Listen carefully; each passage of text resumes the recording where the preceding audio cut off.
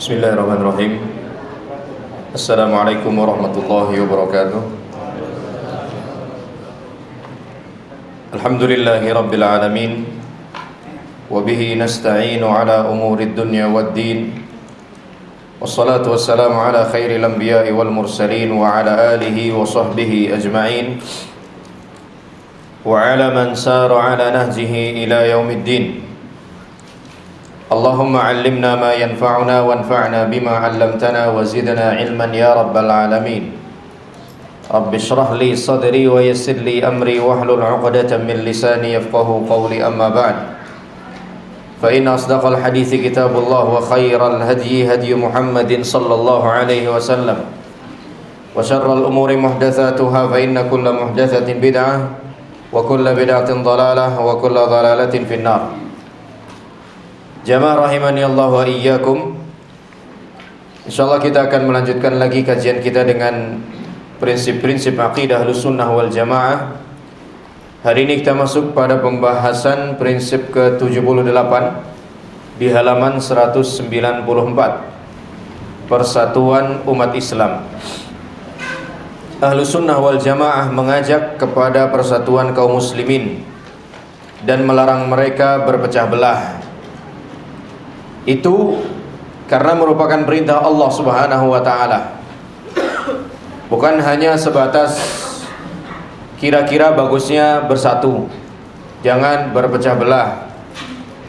Sebaiknya bersatu, jangan bercerai-berai. Bukan sebaiknya, bukan kira-kira, tapi memang itu adalah perintah Allah Subhanahu wa ta'ala.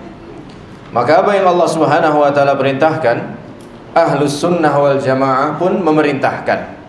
Salah satunya perintah Allah Subhanahu wa ta'ala untuk bersatu dan tidak berpecah belah. Allah Subhanahu wa ta'ala berfirman, wa'tasimu bihablillahi jami'a wa la tafarraqu.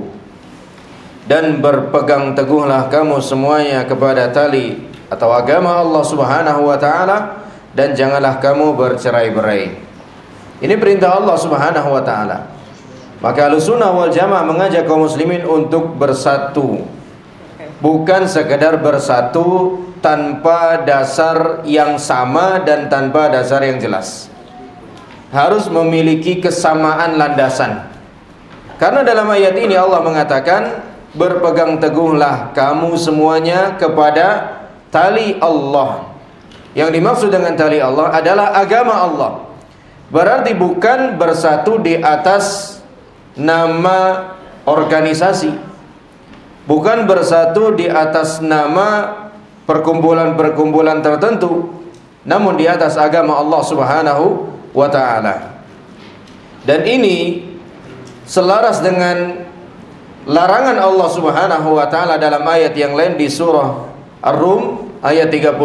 Allah mengatakan, wala takunu minal musyrikin. Dan janganlah kamu termasuk orang-orang yang mempersekutukan Allah. Di ayat 32-nya Allah Subhanahu wa ta'ala mengatakan, minal ladzina farraqu dinahum wa kanu syi'a kullu hizbin bima ladaihim farihun. Yaitu orang-orang yang memecah belah agama mereka, dan mereka menjadi beberapa golongan. Setiap golongan merasa bangga dengan apa yang ada pada golongan mereka.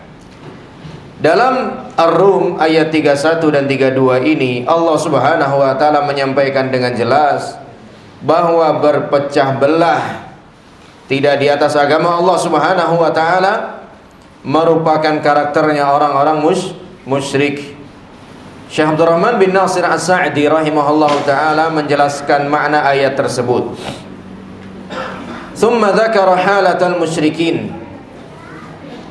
Kemudian Allah Subhanahu wa ta'ala menyebutkan kepada kita dalam Ar-Rum ayat 31 dan 32 ini kondisinya orang-orang musyrikin. Allah pun berfirman, minal ladzina farraqu dinahum, yaitu orang-orang yang memecah belah agama mereka. Maksudnya apa? Ma'anna dina wahid. Padahal sesungguhnya agama yang sungguh diterima dan sah di hadapan Allah itu cuma satu. Wa huwa ikhlasul ibadati lillahi wahdah. yaitu memurnikan seluruh ibadah hanya untuk Allah saja. Wa haula'il musyrikun farraqu. Namun orang-orang musyrikun tersebut memecah belah agama yang satu itu tadi. Walhasil apa yang terjadi? Faminhum man ya'budul awthan wal asnam. Di antara mereka ada yang menyembah patung. Di antara mereka ada yang menyembah berhala.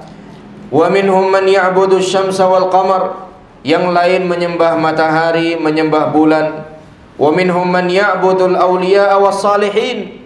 Sebagian mereka yang lain menyembah wali-wali Allah, menyembah orang-orang saleh. Wa minhum yahud wa minhum nasara. Di antara mereka juga ada yang beragama Yahudi, di antara mereka juga ada yang beragama Nasrani. Jadi mereka tidak berada di atas satu iman yang sama, tidak berada pada sesembahan yang satu. Adapun seorang yang beragama Islam, beriman kepada Allah Subhanahu wa taala, maka harusnya dia hanya memiliki sesembahan yang satu. Dan ketika dia memiliki sesembahan yang satu, disitulah dia akan bisa bersatu dengan kaum muslimin yang lainnya. Jadi bukan sekedar bersatu saja, namun tidak jelas bersatu di atas apa. Loyalitas kita berikan kepada siapa masih tidak jelas. Semuanya harus diperjelas sebagaimana yang Allah katakan di sini, bihablillah, dengan tali Allah, dengan agamanya Allah Subhanahu wa taala. Ahlus sunnah mengajak kepada persatuan yang dilandasi dengan Al-Quran dan As-Sunnah menurut pemahaman salafus salih, bukan persatuan yang semu dan sesat. Ahlus sunnah tidak menyeru kepada perkara-perkara yang dapat memecah belah persatuan kaum muslimin. Persatuan yang dikehendaki ialah persatuan yang menurut pemahaman ulama salaf dan orang-orang yang mengikuti manhaj mereka, bukan menurut pemahaman pengikut hawa nafsu dan hizbiyah. Sebagaimana ini juga pernah disampaikan oleh Rasulullah sallallahu alaihi wasallam. Seorang sahabat berkata, "Khatta lana Rasulullah sallallahu alaihi wasallam khatta." Rasulullah sallallahu alaihi wasallam membuat sebuah garis bagi kami. Tsumma qala hadza sabilullah. Kemudian beliau berkata, inilah jalan Allah Subhanahu wa taala. Tsumma khatta khututan an yaminihi wa an shimalihi. Kemudian beliau membuat garis di kanan dan garis di kirinya. Tsumma qala hadhihi subul ala kulli sabilin minha syaitan yad'u ilaih. Ini adalah jalan-jalan yang lain. Pada masing jalan-jalan ini ada syaitan yang menyeru manusia kepadanya. Tsumma qara'a qawlahu ta'ala. Kemudian Rasulullah sallallahu alaihi wasallam membacakan firman Allah taala, wa anna hadza sirati mustaqiman fattabi'uh. Dan sesungguhnya inilah jalanku yang lurus, ikutilah jalanku ini. Wala tattabi'us subul, dan jangan ikuti jalan-jalan yang banyak ini. Apa yang terjadi? Fatafarraqa bikum an sabilih. Kalian akan tercerai-berai dari jalan Allah Subhanahu wa taala. Ya, yang ini ngikut tarekat ini, yang itu ngikut tarekat itu, yang ini, subhanallah, tidak akan pernah bersatu. Ya, kita harus bersatu di atas tauhid yang jelas, di atas akidah yang jelas, di atas manhaj yang jelas. Walaupun mungkin kita berbeda pandangan dalam masalah fikih misalnya, itu hal yang lumrah, hal yang wajar dan hal yang diterima. Tapi kalau dalam masalah tauhid, dalam masalah akidah, dalam masalah manhaj, kita harusnya satu. Tauhid kita hanya kepada Allah Subhanahu wa taala. Akidah kita harus sebagaimana akidahnya salafus salih. Tidak sebagaimana akidah-akidah yang menyimpang bahkan bertentangan dengan akidahnya salafun salih rahimahumullah. Oleh karena itu, apabila terjadi perselisihan, hendaklah dikembalikan kepada Al-Quran dan sunnah Nabi sallallahu alaihi wasallam dengan pemahaman salafus salih. Fa in tanaza'tum fi syai' farudduhu ila Allah war Rasul. Jika kalian berselisih tentang satu hal, maka kembalikanlah kepada Allah dan Rasulnya. Mengembalikan kepada Allah dan Rasulnya maksudnya adalah mengembalikan kepada Al-Quran dan mengembalikan kepada As-Sunnah. Fi syai', dalam perkara apapun itu, entah perkara dunia, terlebih perkara agama. Karena kalau kita nggak mau kembali kepada kalamullah, kalam Rasul sallallahu alaihi wasallam, terus mau kembali kemana?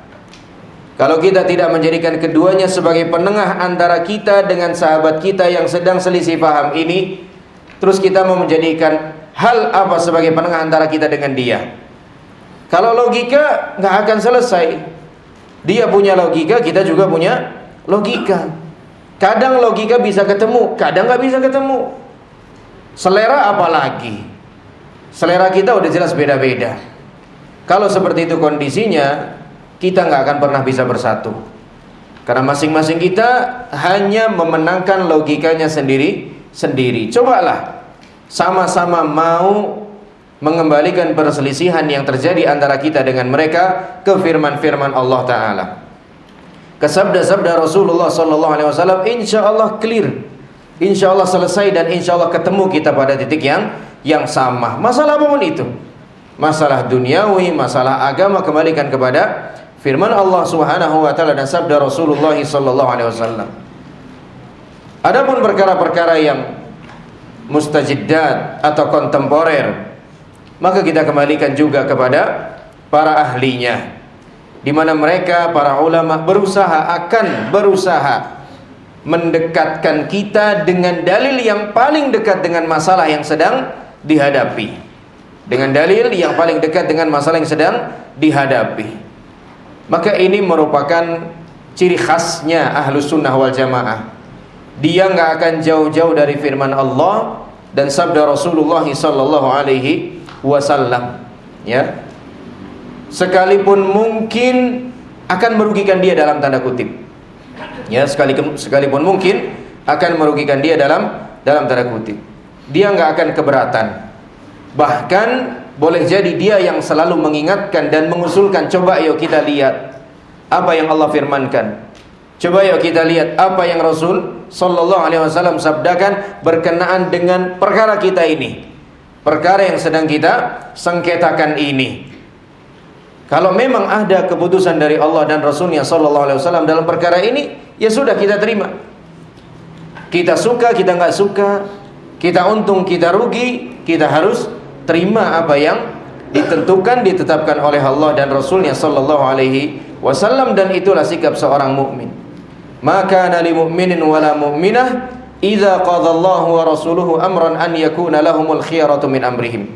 Tidak pantas bagi seorang mukmin juga mukminah, ketika Allah Subhanahu wa taala sudah menentukan satu perkara, mereka masih pilih-pilih lagi. Ambil apa enggak ya? Terima apa enggak ya? Lakukan apa enggak ya? Tinggalkan apa ya? Enggak kayak gitu. Sikap seorang mukmin hanyalah sami'na wa ata'na. Dan memang itu berat, tapi bukan mustahil. Tetap bisa diusahakan dan tetap bisa diwujudkan, karena tidak mungkin Allah Subhanahu wa taala memerintahkan kita dengan suatu hal yang di luar kemampuan kita. Itu enggak mungkin. La yukallifullahu nafsan illa wus'aha. Allah tidak mungkin membebani jiwa satu hal yang di luar kemampuannya. Satu hal yang di luar kemampuannya itu tidak mungkin. Ahlus Sunnah wal Jamaah menyeru kepada persatuan umat Islam atas dasar sunnah dan melarang berpecah belah serta bergolong-golongan. Ahlus Sunnah juga menyuruh umat Islam untuk berada dalam satu barisan di atas sunnah Rasulullah sallallahu alaihi wasallam dalam menghadapi musuh-musuh mereka. Adapun kelompok-kelompok bawah tanah, jamaah-jamaah sempalan dan baiat-baiat yang dikenal sebagai baiat dakwah, dan baiat dakwah ini merupakan penyebab timbulnya perpecahan, fitnah dan pertikaian di antara sesama kaum muslimin. Masing-masing kelompok mengklaim pimpinannya lah imam yang sah, baiat terhadap pimpinannya lah baiat yang sah. Adapun baiat-baiat yang lain di kelompok-kelompok yang lain dianggap tidak sah, ya, dianggap tidak sah dan tidak berlaku. Dan masing-masing kelompok berpikiran begitu. Kelompoknya lah yang pemimpinnya sah dianggap sebagai imam bagi kaum muslimin. Siapa yang tidak membaiatnya, maka boleh jadi dia bukan bagian daripada kaum muslimin, dan itu bahaya, ya. Dan Ahlus Sunnah wal Jamaah tidak menyeru pada dakwah-dakwah semacam itu. Baiat kepada pemimpin yang sah, yang diakui oleh kaum muslimin secara umum. Kita memberikan loyalitas kita kepada pemimpin kita dalam perkara-perkara yang ma'ruf. Tidak mengangkat pemimpin di bawah pemimpin yang lain. Pemimpin dalam artian pemimpin bagi kaum muslimin secara umum. Ya, mendirikan negara di dalam negara lagi tidak bisa. Ya, udah numpang ngumpet-ngumpet lagi. Ya, udah gitu mengklaim negaranya lah yang benar. Ya, sementara negara yang ditumpangi nggak benar, ini kan nggak tahu diri namanya. Ya, ada kan kelompok-kelompok yang kayak begini. Ya, yang bahkan harus juga memberikan setoran jizyahnya atau petinya atau zakatnya kepada amirnya tersebut, kepada pemimpinnya tersebut. Ya, udahlah numpang, ya, kemudian sembunyi-sembunyi, ya, nyalah-nyalahkan yang ditumbang, ini kan nggak tahu diri namanya. Ya. Harusnya kita bisa paham hal-hal semacam ini, bahkan dengan penalaran yang sangat sederhana, ya, akan batilnya aliran-aliran semacam itu. Baiat hanya boleh diberikan kepada orang yang ditunjuk oleh ahlul halli wal aqdi, semacam lembaga yudikatif.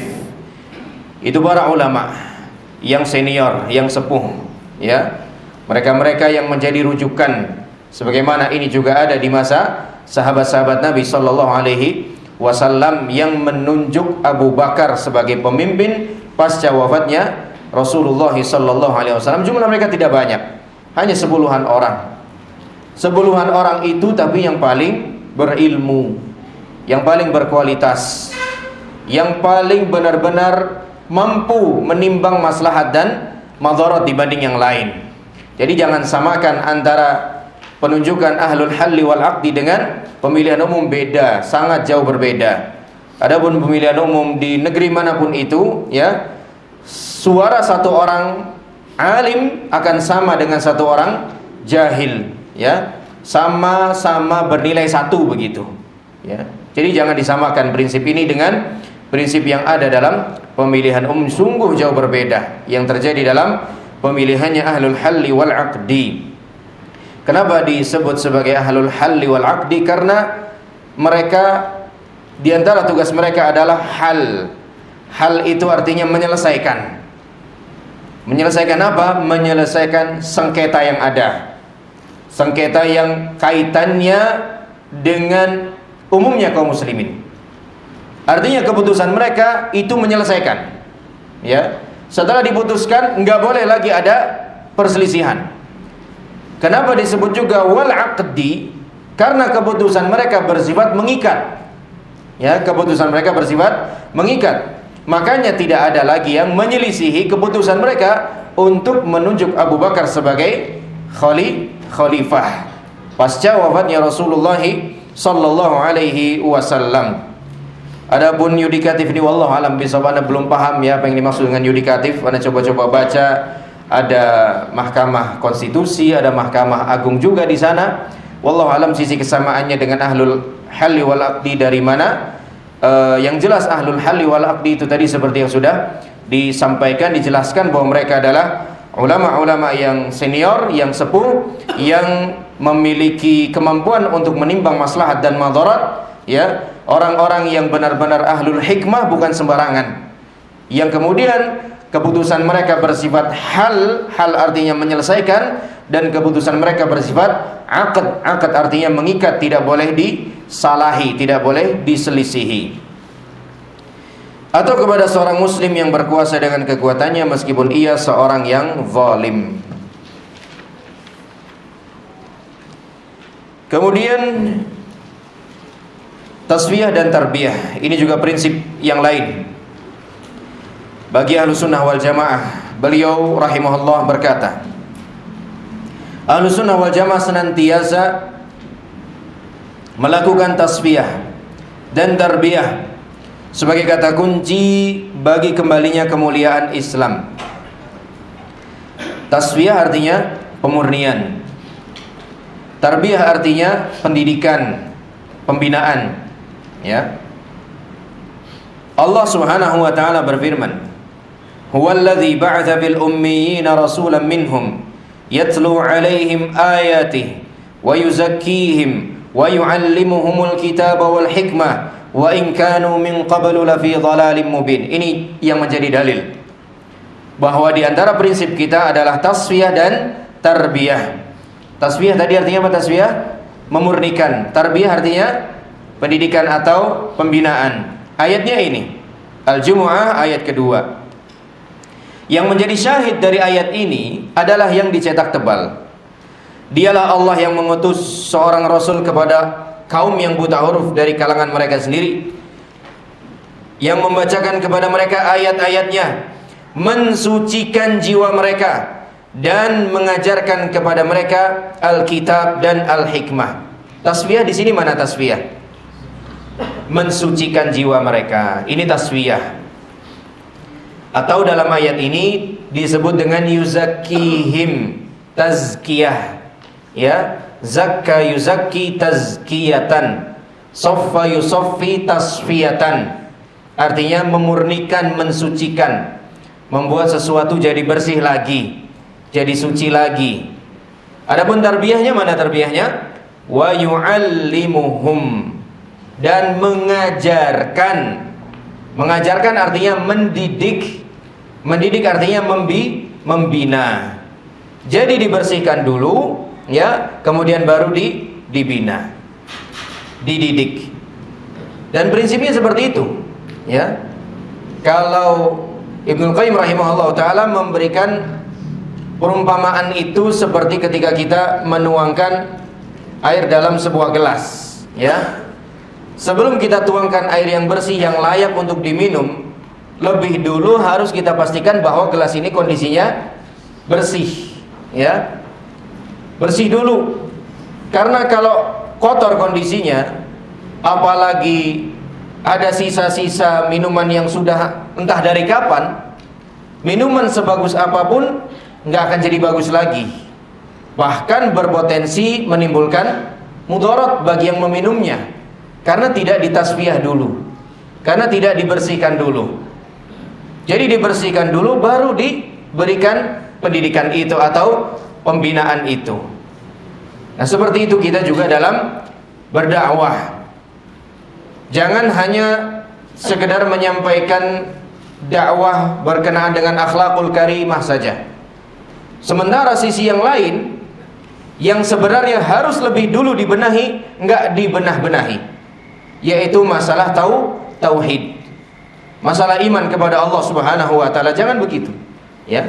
Kita saja mau sholat, sebelum kita melaksanakan sholat, kita dalam kondisi hadas misalnya, hadas kecil, entah buang air kecil, buang air besar, buang angin. Sebelum kita sholat apa yang harus kita lakukan? Wudu dulu, ya, wudu dulu. Dan sebelum wudu ada pembersihan lagi, istinja atau istijmar. Baru kemudian kita berwudu, baru kemudian kita melaksanakan sholat, ya. Jadi berporos pada dua hal ini, tasfiyah dan tarbiyah, ya, tasfiyah dan tarbiyah. Yang dimaksud dengan tasfiyah atau pemurnian adalah pemurnian akidah Islam dari sesuatu yang tidak dikenal dan telah menyusup masuk ke dalamnya, seperti kemusyrikan, pengingkaran terhadap sifat-sifat Allah atau penakwilannya, penolakan hadis-hadis sahih yang berkaitan dengan akidah dan lain sebagainya. Ini sektor pertama yang harus ditasfiyah dulu. Sebelum sektor-sektor yang berikutnya, ini dulu yang ditasfiyah, yaitu sektor akidah, ya, sektor keimanan. Iman kepada Allah Subhanahu wa taala yang bersih dari noda kesyirikan. Iman kepada asma wa sifat Allah yang bersih dari takwil-takwil yang menyimpang.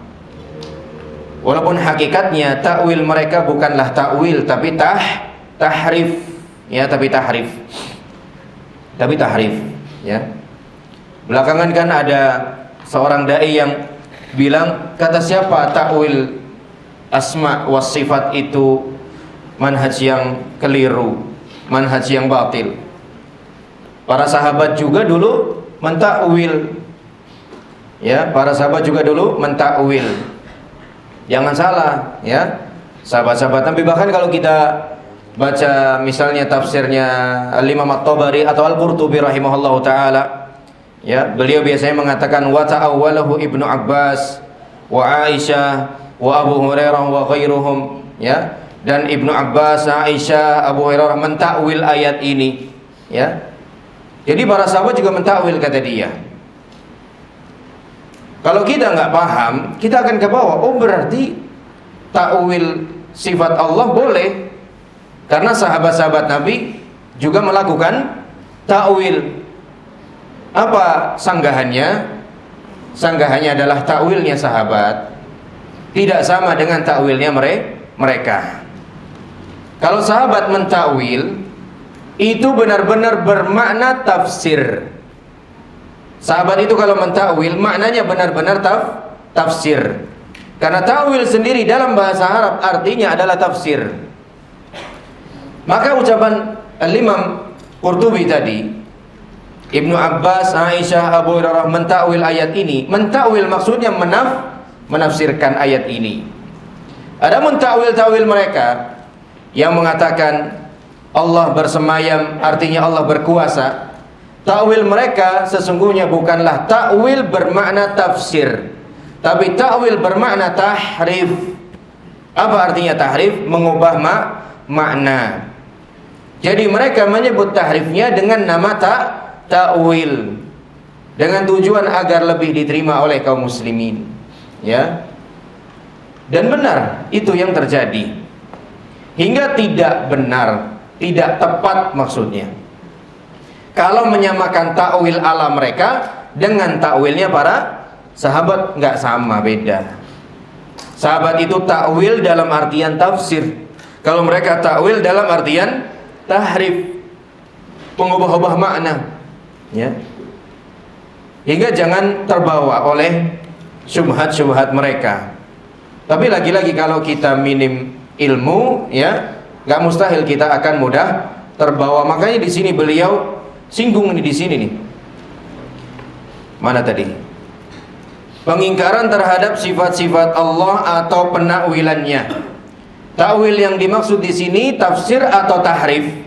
Tahrif, ya, mengubah-ubah makna. Dan masih banyak kaum muslimin yang demikian, mengubah-ubah makna sifat-sifat Allah Subhanahu wa taala. Allah disebut oleh Rasulullah SAW, yanzilu rabbuna, Rabb kita turun ke langit dunia. Diubah.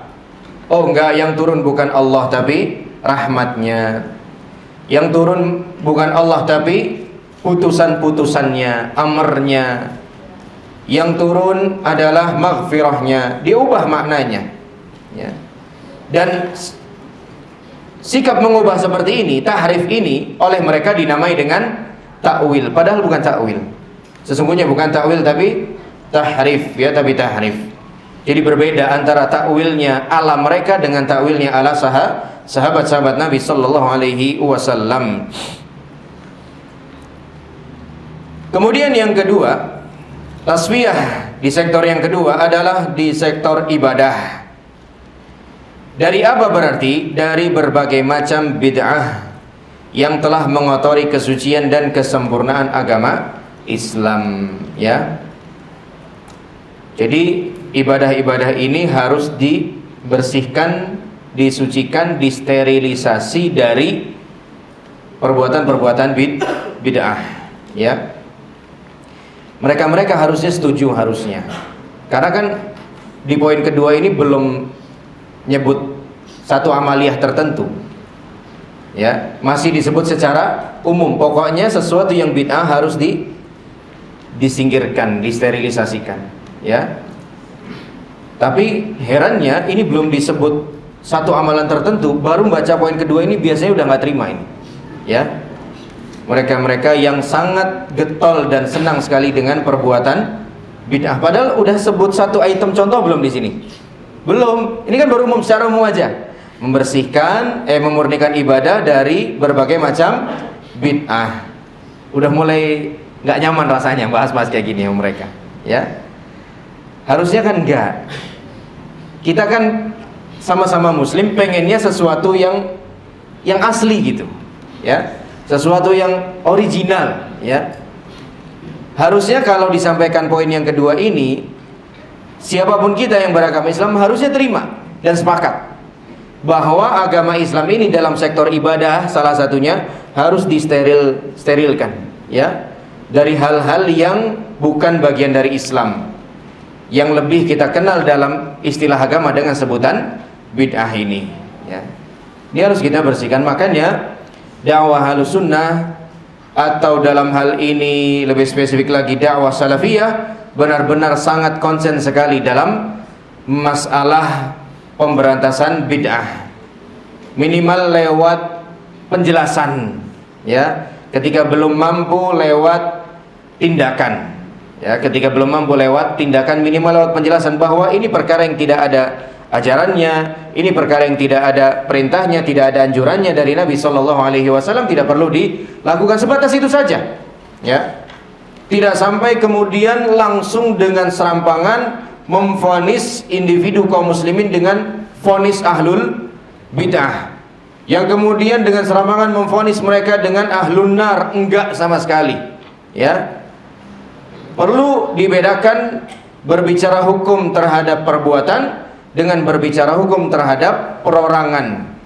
Yang kita sampaikan sedari kemarin, ya, sampai hari ini itu masih dalam ranah perbuatan, hukum terhadap perbuatan.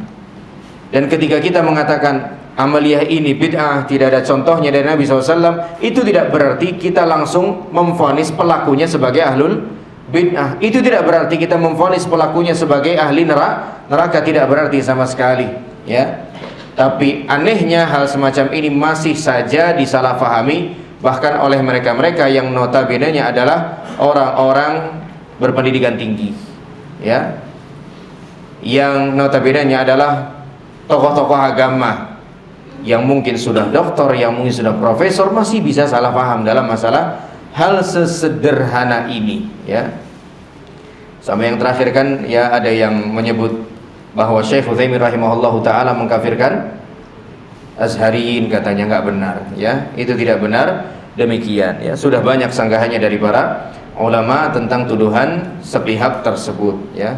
Berat, ya, apalagi yang dituduh adalah seorang alim yang sudah meninggal dunia, ya, seorang alim yang sudah meninggal dunia. Kemudian yang ketiga,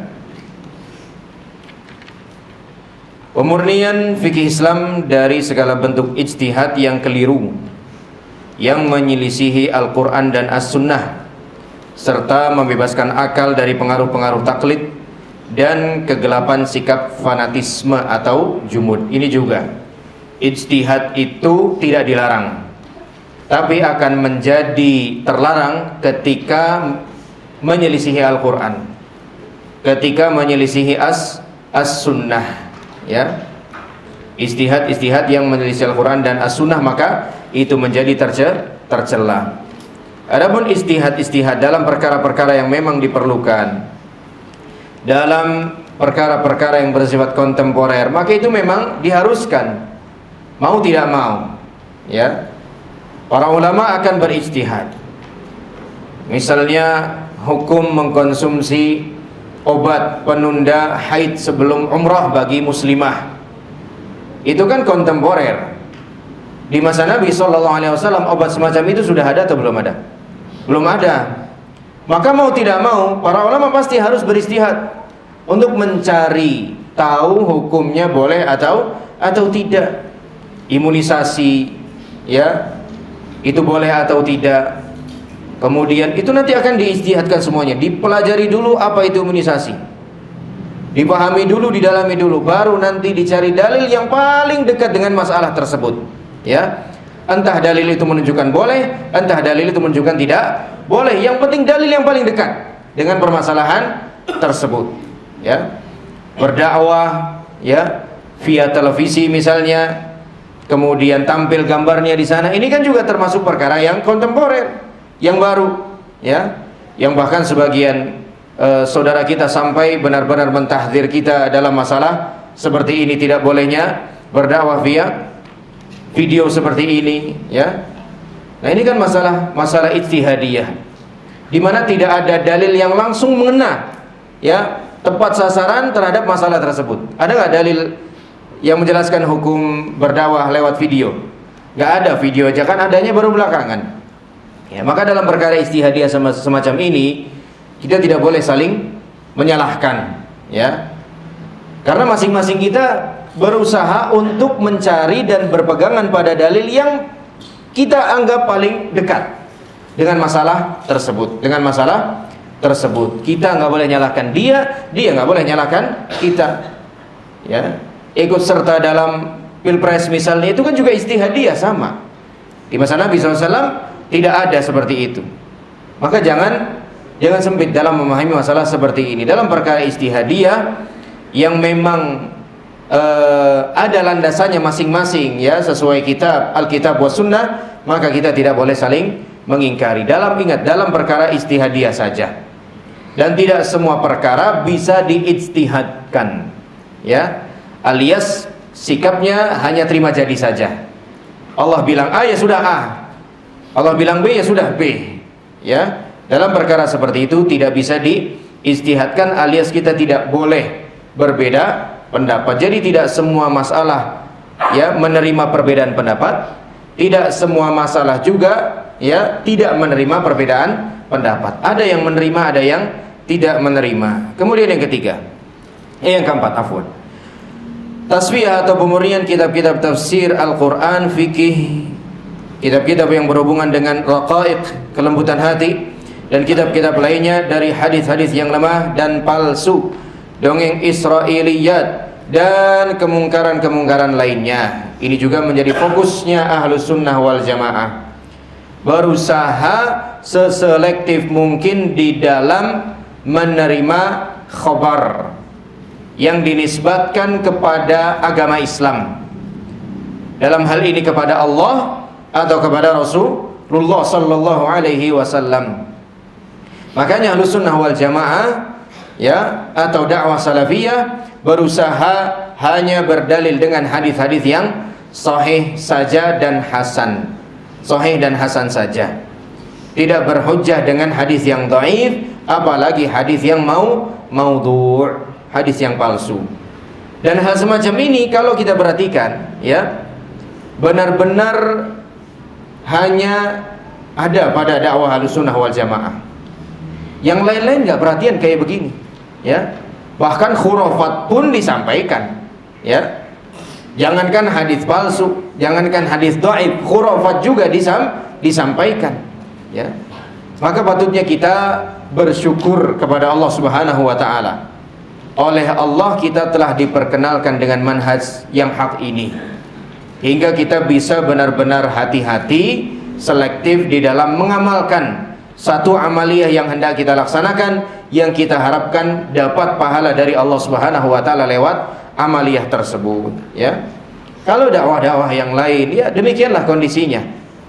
Hanya kata syekhnya, kata alimnya, kata kiainya, kata ulamanya, kata walinya, ya, bahkan katanya dan katanya saja, ya, tidak benar-benar bersumber dari Rasulullah sallallahu alaihi wasallam dalam hadis yang sahih, dalam hadis yang bisa dijadikan sebagai hujjah atau landasan hukum.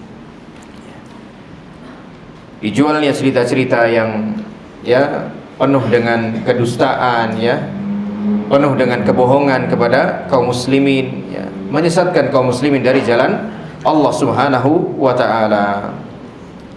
Adapun tarbiyah adalah pembinaan generasi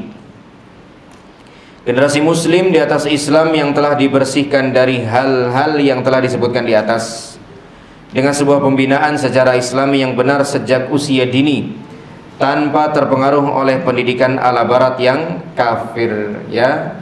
Jadi setelah ditasfiyah, jangan dibiarkan, tapi ditarbiyah juga. Ditarbiyah, dibina agar dia tidak terkotori lagi.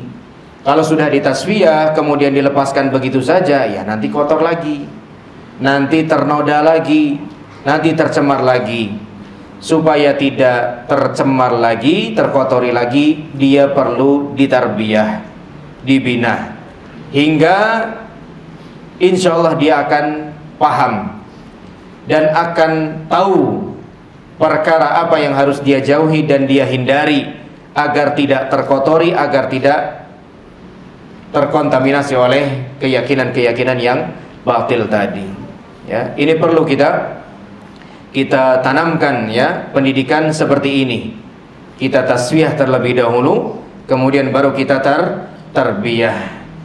Makanya dakwah itu dibangun di atas prinsip targhib dan tarhib. Ya, ada unsur memperingatkan, ada unsur memotivasi. Ada unsur menakuti, ada unsur memotivasi. Dua-duanya sama-sama dilakukan dengan seimbang. Jangan hanya berfokus pada satu sisi kemudian melupakan sisi yang lainnya. Kalau tasfiyah saja belum cukup, sebagaimana amar ma'ruf saja belum cukup. Harus ada tarbiyah, harus juga ada nahi mungkar. Ya, harus ada nahi mungkar. Kalau orang cuma amar ma'ruf saja, ya percuma nanti jadinya. Ya, nyuruh orang sholat, tapi di waktu yang bersamaan masih belum meninggalkan perbuatan syirik kepada Allah Subhanahu wa taala. Ya, percuma sholatnya, tidak akan sah, tidak akan diterima oleh Allah Subhanahu wa taala. Ya. Maka kedua sisi ini harus dilaksanakan semuanya, tidak boleh hanya satu saja kemudian melupakan yang lain. Prinsip berikutnya manhaj ahlus sunnah wal jamaah, manhaj dakwah ahlus sunnah wal jamaah. Ahlus sunnah wal jamaah mengajak mendakwahi manusia kepada rukun iman, rukun Islam, serta kepada kewajiban-kewajiban syariat. Allah Ta'ala berfirman, wa man ahsanu qawlan mimman da'a ila Allah wa amila salihan wa qala innani minal muslimin.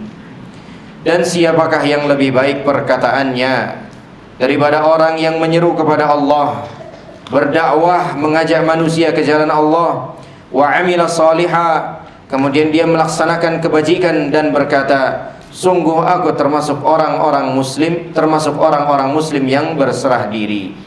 Ini merupakan prinsip Ahlus Sunnah wal Jamaah dalam dakwah, yaitu mengajak kaum muslimin ilallah, kepada Allah, bukan ila nafsi, bukan kepada dirinya, bukan pula ila jamaati, kepada kelompoknya, bukan, tapi kepada Allah.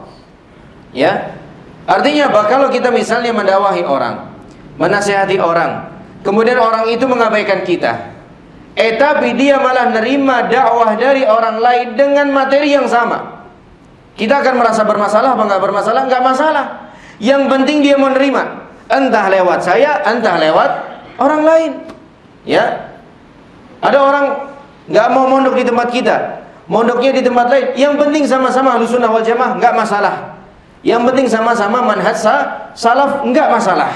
Ya, karena fokus kita bukan ngajak orang untuk gabung sama kita, gabung sama lembaga kita, gabung sama pengajian kita, bukan. Dia nggak mau ngaji di sini, maunya ngaji sana, nggak masalah. Yang penting ngaji di atas manhaj salaf, dengan ustadz siapapun, yang penting bermanhaj salaf. Di masjid apapun, yang penting dakwahnya dakwah salaf. Ini prinsipnya nih. Boleh dikasih garis bawah. Da'a ilallah, ya, menyeru kepada Allah. Artinya bukan menyeru kepada dirinya, bukan menyeru kepada kelompoknya, bukan menyeru kepada jamaahnya, bukan. Menyeru kepada Allah Subhanahu wa taala. Dakwah mengajak manusia ke jalan Allah, yaitu mengajak manusia untuk beriman kepada Allah, mengimani apa yang dibawa oleh para utusannya alaihimussalam, memberikan apa yang mereka kabarkan kepada manusia, membenarkan apa yang mereka kabarkan kepada manusia, mengucapkan 2 kalimat syahadat, mendirikan salat, menunaikan zakat, puasa Ramadan, haji, mengajak manusia untuk beriman kepada Allah, malaikatnya, kitabnya, rasulnya, beriman kepada hari akhir, dan beriman kepada qada dan qadar, baik dan buruknya, dan mengajak manusia untuk beribadah hanya kepada Allah saja, seolah-olah melihatnya. Jadi mengajak mereka untuk melaksanakan rukun Islam, mengajak mereka untuk melaksanakan rukun iman, mengajak mereka juga untuk merealisasikan sikap ihsan dalam dirinya. Sikap ihsan yang disampaikan beliau di akhir paragraf ini, yaitu kita beribadah kepada Allah seakan-akan kita melihat Allah Subhanahu wa taala, bukan membayangkan bagaimana Allah, bukan, tapi kita menghadirkan perasaan bahwa Allah mengawasi kita, bahwa Allah melihat kita, ibadah yang kita lakukan, perbuatan yang kita lakukan. Ini prinsip dakwahnya Ahlus Sunnah wal Jamaah. Da'a ilallah, ya, mengajak manusia ke Allah bukan ke dirinya, bukan ke kelompoknya, bukan ke golongannya, tapi kepada Allah Subhanahu wa taala. Wallahu a'lam bissawab. Sampai di sini kajian kita di kesempatan hari ini, insyaallah kita teruskan pada pertemuan berikutnya. Hadanallahu wa iyyakum ajma'in. Oh, ada pertanyaan satu. Adzan ditunda sedikit enggak sebentar ya.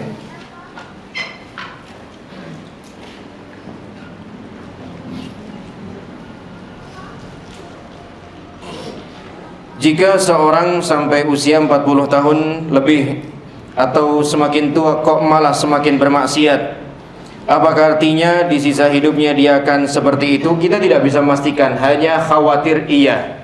Ya, hanya mengkhawatirkan ia akan demikian. Karena seorang manusia akan menutup usianya dengan hal yang menjadi kebiasaannya, ya, yang menjadi kebiasaannya. Kalau dalam kondisi sehat walafiat saja dia tidak bisa menahan dirinya untuk mengurangi atau tidak maksiat, bagaimana dalam kondisi yang sudah tidak sehat lagi? Kalau dalam kondisi sehat walafiat saja dia tidak bisa membawa badannya untuk mentaati Allah, melaksanakan ibadah-ibadah, bagaimana ketika kondisi badannya sudah tidak sehat? Kalau dalam kondisi sehat saja dia tidak bisa melawan bisikan syaitan, bagaimana nanti dalam kondisi yang sudah tidak sehat? Makanya sebagian ulama ketika mereka memiliki kondisi fisik yang terus prima sampai di masa tuanya, ya, masih aktif beribadah ke masjid dan semisalnya, ditanya oleh murid-muridnya apa kiatnya, maka mereka menjawab, tilkal a'dha hafiznaha fis sighar fa hafizatna fil kibar. Badan ini, raga ini, anggota tubuh ini kami jaga dulu semasa kami masih muda. Sekarang saat kami sudah tua, giliran dia yang menjaga kami. Ya, karena sudah ada pembiasaan sedari masa mudanya, ya. Tapi bukan berarti terus kayaknya udah telat untuk taubat, enggak sama sekali. Ya, ketika ada pertanyaan seperti ini, apalagi kalau yang bertanya ini adalah yang mengalaminya sendiri, ini mudah-mudahan menjadi satu sinyal baik dari Allah bahwa dia telah menyadari kesalahannya. Ya, ini bedanya antara orang yang melakukan maksiat dengan orang yang melakukan bid'ah. Kalau orang yang melakukan maksiat itu masih ngerasa salah dia, ya, sehingga harapan untuk taubat, sehingga harapan untuk kembali itu masih besar, ya, karena dia masih ngerasa salah. Ya, hingga kalau masih ngerasa salah, itu akan mendorongnya untuk berbenah, ya, mendorongnya untuk memperbaiki diri. Ingatlah wasiat dari Al-Imam Al-Hasan Al-Basri rahimahullahu taala kepada seorang bapak yang juga sudah tua, ya, yang menyesali banyaknya dosa yang dia lakukan di masa mudanya atau di masa lalunya. Al-Imam Al-Hasan Al-Basri mengatakan, ahsin fima baqi yughfar laka fima madha. Jadi orang baiklah di sisa usia bapak, niscaya Allah akan mengampuni dosa-dosa bapak yang sudah berlalu, ya. Selama hayat masih dikandung badan, selama itu juga kesempatan kita untuk bertaubat masih diterima oleh Allah Subhanahu wa taala. Wallahu a'lam bissawab. Mudah-mudahan Allah Subhanahu wa taala memudahkan dan berikan taufik kepada kita untuk terus banyak bertaubat kepada Allah Subhanahu wa taala, sekalipun kita terus saja jatuh dalam dosa yang sama, namun kita tetap tidak pernah berputus asa dari rahmat dan ampunan Allah Subhanahu wa taala hingga kelak kita diwafatkan oleh Allah Subhanahu wa taala dalam keadaan husnul khatimah. Amin ya rabbal alamin. Subhanakallahumma bihamdika asyhadu an la ilaha illa anta astaghfiruka wa atubu ilaik. Billahi taufiq wal hidayah. Wassalamualaikum warahmatullahi wabarakatuh.